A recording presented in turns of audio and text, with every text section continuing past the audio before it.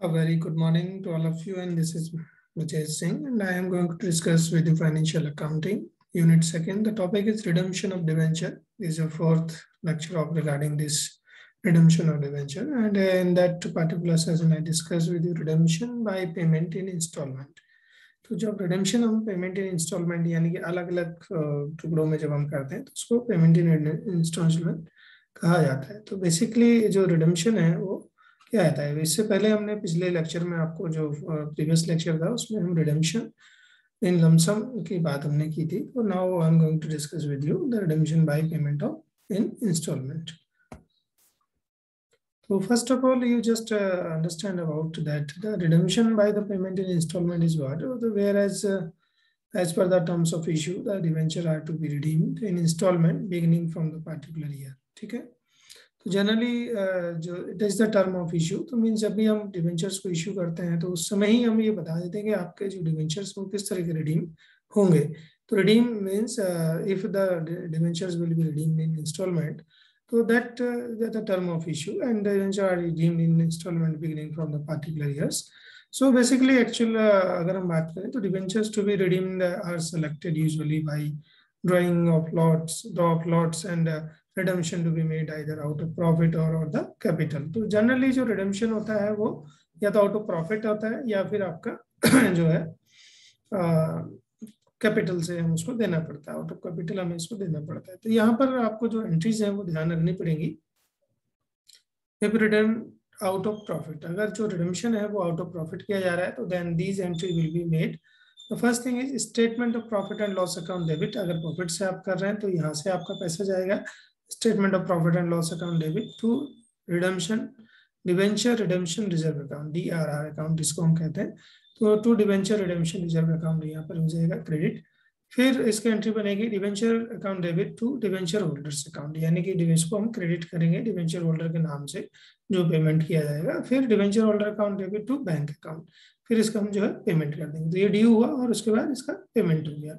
तो इस तरह की जो एंट्रीज है वो आप यहाँ से करेंगे. और statement of profit and loss account debit इसलिए करेंगे क्योंकि हमें जो DRR अकाउंट है वो वहाँ से पैसा ट्रांसफर जो है स्टेटमेंट में करना है. तो हर साल जो हम अगर DRR बनाते चले जाते हैं तो वो प्रॉफिट में से कोई पार्ट फिर धीरे धीरे हमारे पास पैसा जमा हो जाता है. इफ रिडेम्पशन या रिडीम आउट ऑफ कैपिटल अगर हम करेंगे तो यहाँ पर ये एंट्री बनेगी. तो debenture account debit to debenture holder, इसमें फिर हमें कोई रिजर्व की जरूरत नहीं पड़ती है, सीधे कैपिटल से हम पैसा ले लेते हैं. पहले ड्यू कर देंगे और उसके बाद डिवेंचर होल्डर को पे कर देंगे.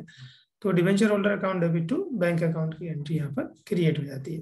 तो इस तरीके से जो इंस्टॉलमेंट का तरीका है पेमेंट करने का, तो redemption by payment in installment इसको हम कह सकते हैं. तो दिस इज एक प्रॉब्लम है, इसको हम आपके साथ डिस्कस करते हैं. तो ABC limited issued 3000 14% debenture of 100 each. ठीक है, 3000 डिवेंचर है, 14% वाले यानी कि इंटरेस्ट रेट हुआ और 100 रुपीज का एक है. ठीक है, तो 3000 गुना मल्टीप्लाइड बाय 100 अगर आप करेंगे then we get 3 lakh rupees at discount of 5%. किस पे डिस्काउंट पे आपने इशू किया? On January 1 2012. ठीक है, 1 जनवरी 2012 को आपने डिस्काउंट पे 5% डिस्काउंट पे इसको इशू करते हैं. Interest on this debenture is payable annually. जो इंटरेस्ट है वो हर साल इसमें एनुअली December 31 को हर साल जो है इस पे पे किया जाता है. ठीक है, and the debenture is redeem at par in 3 equal installment. लेकिन जो डिवेंचर्स हैं वो रिडीमेबल होंगे 3 इक्वल इंस्टॉलमेंट में, 3 अलग अलग इक्वल इंस्टॉलमेंट में. At the end of 3rd year, at the end of 4th year, at the end of 5th year. 3rd year, 4th year और 5th ईयर के एंड में फिर जो है हम इनका रिडेम्पशन कर देंगे. तो पहले 2 साल इनका रिडेम्पशन नहीं करना है, इसलिए अगले 3 साल में फिर इनको लगातार हम 1-1 लाख रुपए का रिडेम्पशन कर देंगे क्योंकि 3 लाख की वैल्यू है. Prepare 14% debenture account, discount on issue of debenture account and debenture interest account in the books of company. ये 3 अकाउंट आपको इसमें प्रिपेयर करने. तो ऐसे क्वेश्चन भी आपको मिल सकते हैं, तो डायरेक्ट इसमें जनरल एंट्री आप कर लेंगे. तो सबसे पहले हम क्या करते हैं, 14% डिवेंचर अकाउंट को क्रिएट करते हैं. तो 14% डिवेंचर अकाउंट हम जब क्रिएट करेंगे तो सबसे पहले हम देखते हैं कि जो अमाउंट है वो, ठीक है, तो हमने होता क्या है कि जब हम एप्लीकेशन करते हैं तो कितना है 3000 × 100 होना चाहिए, लेकिन 5% का डिस्काउंट है तो 5% यानी 100 में जब आ गया 5 रुपये का डिस्काउंट और 95 का आपकी वैल्यू है, तो 3000 इंटू 95 करेंगे तो 2,85,000 आपको मिलेगा डिवेंचर एप्लीकेशन अकाउंट से। ठीक है, तो debenture application debit to discount on issue of debenture debit to debenture account होता है। 14% की जो है एंट्री हमारी बनती है वो इस टाइप की एंट्री होती है। इस कारण जब हम इसको जो है ट्रांसफर किया लेजर में, तो ये आपका यहाँ पर पोस्टिंग आ जाएगी। 1 जनवरी को आपने लिखा है debentures application account 2,85,000, discount on issue of debenture जो है वो आपका 15,000, तो 5 इंटू 3,000 जो है 15,000 आपका हो जाएगा। दोनों को प्लस किया, यहाँ पर प्लस किया, फिर इसका देखा 3 लाख रुपये 31 दिसंबर 2012 को बैलेंस CD हम इसको नीचे ले जाएंगे 3 लाख रुपीज, तो यहाँ पर बैलेंस आपका बोरो डाउन हो गया। 1 जनवरी 2013 को 3 लाख रुपीज का बैलेंस आपको मिला। उसके बाद फिर अगले साल बैलेंस निकल गया, क्योंकि इस पर फिर कोई अभी रिडम्शन नहीं हो रहा है।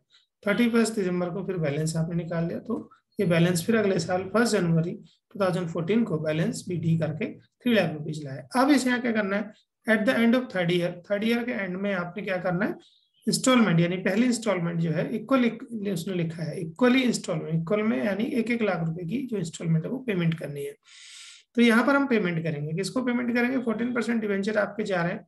तो यहाँ पर आपने देखा कि जो डिवेंचर है अकाउंट है वो डेबिट हो रहा है, तो डिवेंचर अकाउंट डेबिट है ना। और फिर जो है टू बैंक अकाउंट है, तो किससे हो रहा है, 1 लाख रुपीज आपने यहाँ से विड्रॉ किया है। टू BD कितना बचा आपका, CD 2 लाख रुपये, 2 लाख अगले साल चला गया जनवरी में, फिर इसको हम इस साल ले आए 15 में। ठीक है, 4th ईयर में फिर बैंक से हमने इसको 1 लाख रुपए पेमेंट किया, फिर बैलेंस बचा 1 लाख रुपए, फिर आपने इसको यहाँ पर 1 जनवरी को फिर 1 लाख रुपए लिखा और 1 लाख रुपए का यहाँ पर खत्म कर दिया, इसका पेमेंट हो जाता है। तो 1 लाख यहाँ पेमेंट करेंगे, 1 लाख यहाँ पेमेंट करेंगे, 1 लाख यहाँ पर पेमेंट करेंगे। तो ये बाई मिस्टेक जो है आपका बैलेंस लिखा, but it is 1 lakh rupees for to bank account, इसको लिखेंगे। ठीक है, तो इस तरीके से जो पेमेंट है वो आपका यहाँ पर कर दिया जाता है। तो this is a debenture account, इसको हम डिवेंचर अकाउंट कह रहे हैं। इस तरीके से डिवेंचर अकाउंट आपका प्रिपेयर होता है। Now the debenture interest account, दूसरा हमें प्रिपेयर करना था इंटरेस्ट अकाउंट का। अब उसमें क्लियर उसने क्या कहा है कि जो डिवेंचर्स हैं है ना, जो इंटरेस्ट है, interest on these debenture are payable annually on 31 December. हर साल इंटरेस्ट जो है वो 31 दिसंबर को पे किया जाता है। कितना, 14% इंटरेस्ट होगा। 14% इंटरेस्ट के हिसाब से 3 लाख का 14% आप निकालेंगे और हर साल उतना डिवेंचर आप कर देंगे। तो 14 3 या तो 42 जो है आपका होता है। तो ये कहाँ से लेना है, पेमेंट करना है आपका, तो इंटरेस्ट हो जाए, आपका पेमेंट हो जाएगा debenture interest account debit to bank account, आपने इंटरेस्ट पे कर दिया। कहाँ से लेना है, statement of profit and loss account से, क्योंकि आपने वहां से इसको लिया है। तो हर साल आप 43,000 यहाँ पर करें, दूसरे साल भी क्योंकि 3 लाख के, तीसरे साल भी एट द एंड ऑफ तक 3 लाख ही थे, क्योंकि लास्ट में ही आपने ड्रीम किया है। आप यहाँ देख सकते हैं कि ये एट द एंड ऑफ जो कितना था, ये 3 लाख रुपए है। तो यहाँ पर आपने क्या करा, 31 दिसंबर को किया, यानी कि पूरे साल आपका 3 लाख का रहा। तो पूरे 3 लाख पे जो इंटरेस्ट है वो 42,000 रुपये आपने पेमेंट कर दिया। लेकिन 4th ईयर में आप देखेंगे केवल 2 लाख पे, यानी कि 14 टू 28,000 जो है वो आपका इंटरेस्ट पे हो रहा है। फिर आपका लास्ट ईयर में केवल 1 लाख पे 14,000 रुपये, 14,000 रुपीज आपका इंटरेस्ट पे हो रहा है। तो इसकी जो एंट्री है अगर आप देखें यहाँ समझने की, तो debenture interest account debit to bank account, इसकी एंट्री समझेंगे तो क्या होगी, statement of profit and loss account debit to debenture interest account. ठीक है, तो ये आपकी जो एंट्रीज हैं वो बन जाती हैं, जैसे कि हम इसको कह रहे हैं टू रिडेम्पशन रिजर्व अकाउंट है ये है ना। तो इसके अलावा हमने पहले भी आपको ये बताया कई दूसरे क्वेश्चंस में इंटरेस्ट का, है ना। तो इंटरेस्ट जब आप पे करते हैं तो अलग अलग जो अमाउंट है वो पे हो जाता है ना। जैसे कि ये दिख रहा है आपको, डिवेंचर का होल्डर्स है, यहाँ पर डिवेंचर प्रीमियम रिडेम्पशन है, तो अलग अलग अमाउंट जो है आप यहाँ पर पे कर सकते हैं। तो इस तरीके से इंटरेस्ट का जो अमाउंट है वो यहाँ पर आपको मिल जाता है।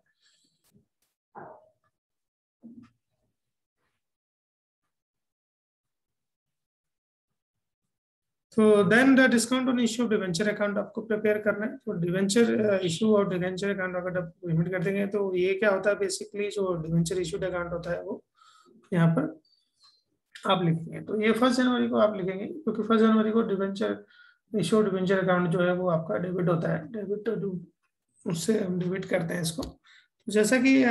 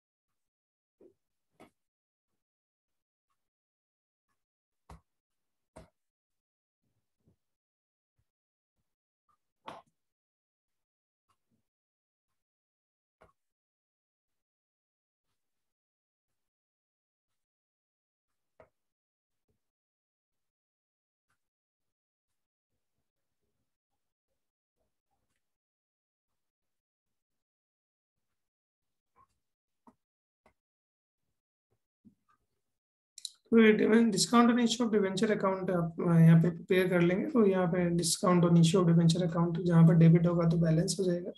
और ये statement of profit and loss account है आपका। तो ये कितना बन रहा है, ये 3750 है। इसकी कैलकुलेशन जो है वो वर्किंग नोट में आप देखेंगे यहाँ पर। Debenture interest is calculated at the rate of 14% on the amount of debenture outstanding in the beginning of each year. जो भी बिगिनिंग ईच ईयर में होता है उस पर ही हम जो है डिवेंचर का इंटरेस्ट को कैलकुलेट करते हैं। तो amount debenture in first year अगर हम बात करें तो 3 लाख था, फिर 3 लाख था अगले 14 में भी, क्योंकि at the end of debenture redeem हुआ तो 3 लाख ही था। तो फर्स्ट ईयर में, फिर फोर्थ ईयर में जो था वो आपका 2 लाख रुपीज है, और फिफ्थ ईयर में 1 लाख रुपीज है। तो इस तरीके से इसी पे इंटरेस्ट जो है वो कैलकुलेट किया गया है। अब discount on issue of debenture is written off, इसको राइट ऑफ करना होता है in the ratio of amount debenture outstanding in the beginning of each year. जितना अमाउंट हर साल जो है वो बिगिनिंग में रहता है आउटस्टैंडिंग। तो ratio is 3:3:3:2:1। So amount of discount to be written off in that ratio. ये कुल मिला के 3:3:6 + 3 9 + 2 11 + 1 12 हो गया। तो 3/12 हम इसको करेंगे। अब जो अमाउंट है आपका वो कितना है, 15,000। 15,000 कहाँ से आया, ठीक है। तो 15,000 के लिए हमने क्या करना है, इसको राइट ऑफ करना है। इतना पैसा कंपनी ने डिसाइड किया, क्यों डिसाइड किया, कम से कम जो कंपनी जो है प्रॉफिट एंड लॉस अकाउंट में इसको डालती है, ठीक है। तो जो पैसा है उसमें से हम इसमें धीरे धीरे पैसा इसमें से राइट ऑफ करते चले जाते हैं। तो 15,000 रुपये कंपनी ने उसमें डाला।